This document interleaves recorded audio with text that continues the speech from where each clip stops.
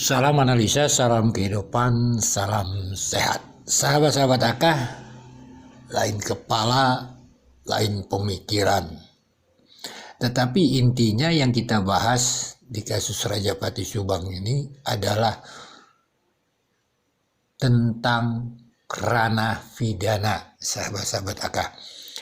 Paling tidak membutuhkan dua alat bukti, bukan alat goib ataupun alat yang lain-lain di sana.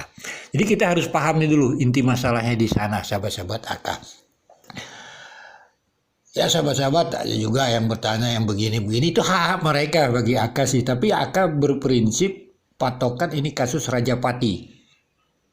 Tidak bisa dicampur adukan dengan kasus yang lain. Karena di sini dalam pemahamannya adalah membutuhkan dua alat bukti. Alat bukti itu diatur bukan di dalam ilmu macam-macam, di dalam KUHP. Ingat, ada A, bukan kitab undang-undang hukum pidana, tapi adanya acara pidana 184. Kan begitu. Begitu sahabat-sahabat Akah. Ya bagi Akah sih, karena ada yang bertanya seperti itu, ya Akah tetap menghargai almarhum Ibu Tuti dan Amel, mendoakanlah mereka di tempat di sisi Allah bersama orang-orang yang Allah sayangi. Selesai, mereka adalah korban, nggak perlu lagi kita kutak-katik mau roh dia apapun begitu gini, karena mungkin setiap orang berbeda-beda cara pemahaman keilmuannya. Kalau kita mau bicara agama, ya kita harus kepada ahli agama begitu, tentang jin, tentang apapun, tentang ahli agama. Nah, tapi Akah tidak masuk ke sana, itu hak setiap mereka lah begitu, karena apalagi ceritanya hanya untuk membuat sensasi kan seperti itu. Sekali lagi sahabat-sahabat Akah, untuk memahami suatu masalah tentang makhluk gaib dan sebagainya, alangkah baiknya kita belajar kepada ahli agama kan begitu.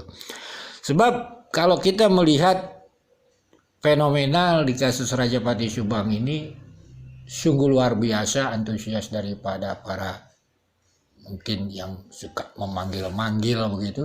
Mungkin setiap satu nama Amel dipanggil, datangnya ini, besok ini lagi, banyak sekali bermacam-macam. Itu hak mereka lah saja. Kan begitu sahabat-sahabat Akah. Namun Akah tetap berpatokan, tetap mendoakan almarhum Amel dan Ibu Tuti di sisi Allah bersama orang-orang yang Allah sayangi. Selesai dia di sana, kitalah manusia yang berakal budi mengikuti kasus ini adalah ranah pidana.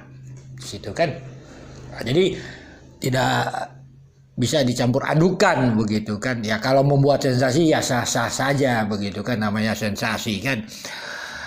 Begitu sahabat-sahabat Akah, oleh sebab itu mari dengarkan dulu tausiah dari Buya Yahya. Mungkin banyaklah bicara-bicara tentang jin, korin dan sebagainya tapi kita ambil dari pada ulama-ulama lah, atau kalau mau bicara masalah tentang itu ya kita kepada ahlinya gitunya, jangan kepada sepotong-sepotong bukan pada ahlinya. Kalau bicara agama kita kembali kepada yang ahli agama banyak. Itu silahkan saja. Tentang masalah makhluk gaib. Ya sekali itu sahabat-sahabat Akah, di bulan puasa ini mari kita dengarkan tausiah ini dulu. Assalamualaikum Buya, sehat. Assalamualaikum, alhamdulillah, masya Allah. Sehat. Ini Buya menanyakan orang yang sudah meninggal dunia. Itu maksudnya rohnya kemana ya? Misalkan di sini ada tetangga, ada yang kesurupan, rohnya masuk ke dalam tubuh gini. Baik. Cukup? Ya cukup. Terima kasih. Assalamualaikum. Terima kasih. Baik, terima kasih kepada Abi Azkar. Silakan langsung dijawab ya. Masya Allah. Orang yang meninggal dunia akan pindah alam. Seperti waktu kita berada. Sebelum kita lahir ke bumi, alam kita di alam kandungan. Nah, itu alam kita. Kemudian setelah itu kita masuk alam dunia ini. Kemudian setelah itu masuk alam barzah. Alam barzah itu alam. Anda akan tahu kalau Anda sudah masukinya nanti. Di mana tempatnya sudah alam.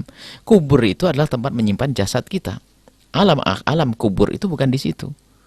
Alam kubur seperti alam akhirat.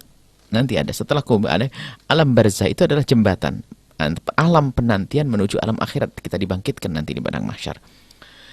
Nah, rohnya seorang meninggal dunia punya urusan. Kalau Anda orang baik, maka Anda mendapatkan kenikmatan di alam barzah. Jika dia adalah orang yang jelek, ada orang jelek, maka dia mendapatkan siksa. Nggak ada istilahnya roh gentayangan jalan-jalan enak banget dia. Dia punya banyak dosa yang jalan-jalan ke mall lagi, nggak ada itu.